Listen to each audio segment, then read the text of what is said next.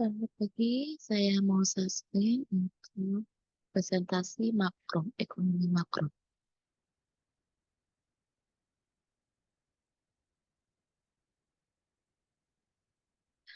Dan saya lulusan ASMI Manajemen 203. Saya jelaskan untuk ekonomi makro, pihak-pihak yang terlibat dalam penentuan kebijakan ekonomi Indonesia.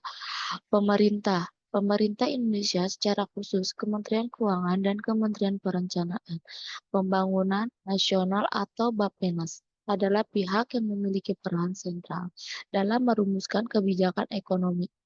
Bank Indonesia sebagai Bank Sentral Republik Indonesia, Bank Indonesia memiliki fungsi utama dalam menjaga stabilitas nilai rupiah serta stabilitas sistem keuangan.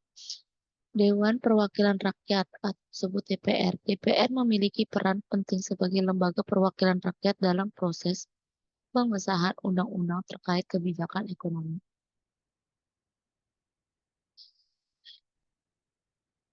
Dan pihak-pihak yang terlibat dalam penentuan kebijakan ekonomi di Indonesia, itu Komisi Pemberantasan Korupsi atau disebut KPK, memiliki peran penting dalam mengawasi dan mencegah korupsi di sektor ekonomi yang dapat mengganggu kelancaran implementasi kebijakan ekonomi yang telah ditetapkan. Pengusaha dan pelaku usaha sebagai stakeholders utama dalam perekonomian, pengusaha dan pelaku usaha turut berperan dalam menentukan arah kebijakan ekonomi.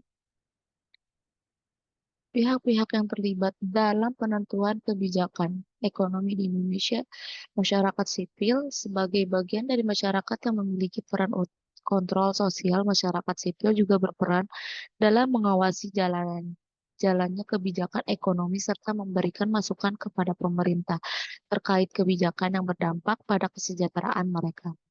Lembaga Swadaya Masyarakat atau disebut LSM. LSM berperan dalam mengawasi implementasi kebijakan ekonomi serta memperjuangkan kepentingan masyarakat terutama yang rentan terhadap dampak kebijakan ekonomi. Nah, untuk dampak penguatan atau pelemahan nilai kurs dan inflasi IHK dapat mempengaruhi PDB triwulan 1 2021. Yang pertama itu adalah ekspor dan impor. Ketika nilai rupiah menguat terhadap dolar AS atau Amerika Serikat, maka harga ekspor barang Indonesia dalam mata uang asing menjadi lebih mahal bagi negara tujuan ekspor. Sebaliknya impor barang menjadi lebih murah. Yang kedua, investasi asing.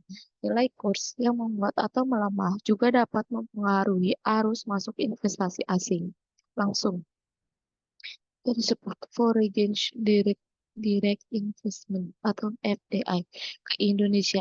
Penguatan nilai rupiah biasanya diikuti dengan peningkatan minat investor asing untuk berinvestasi di Indonesia. Yang ketiga itu adalah konsumsi domestik. Perubahan nilai kurs juga dapat mempengaruhi daya beli masyarakat. Apabila rupiah menguat, maka daya beli masyarakat dapat meningkat karena harga barang impor menjadi lebih murah. Yang keempat itu utang luar negeri. Perubahan kurs mata uang dapat mempengaruhi besarnya utang luar negeri suatu negara. Saat rupiah melemah terhadap dolar Amerika Serikat, nilai utang dalam mata uang asing akan bertambah bagi pemerintah maupun perusahaan yang memiliki utang dalam dolar Amerika Serikat.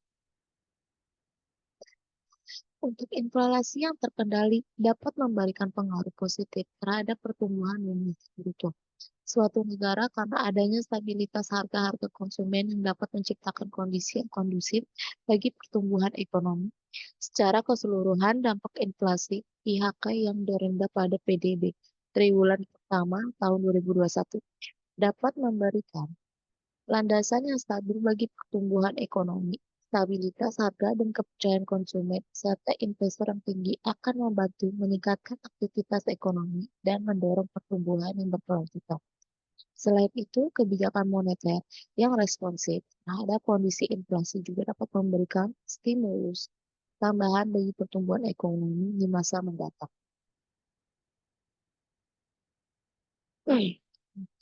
Untuk kondisi perekonomian makro Indonesia saat ini 2021 di tengah pandemi COVID-19.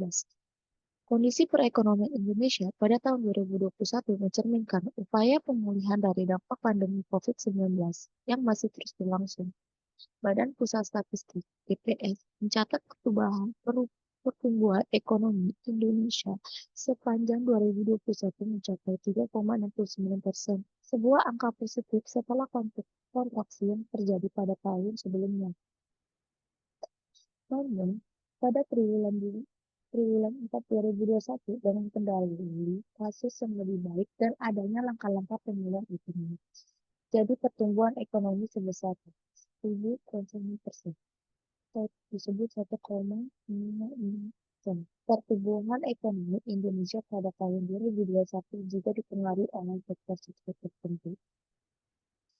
Lapangan usaha, jasa kesehatan, dan kegiatan sosial misalnya menunjukkan pertumbuhan yang signifikan sepanjang tahun, terutama di tengah upaya penanggulangan pandemi.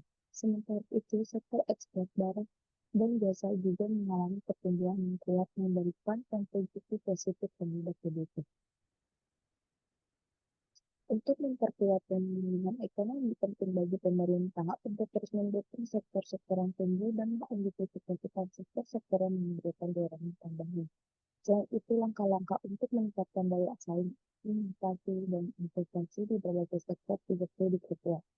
Dengan adanya komitmen dan langkah-langkah strategis, perekonomian Indonesia diharapkan dapat terus pulih dan berkembang di masa depan. Cukup sekian dan terima kasih atas partisipasi saya.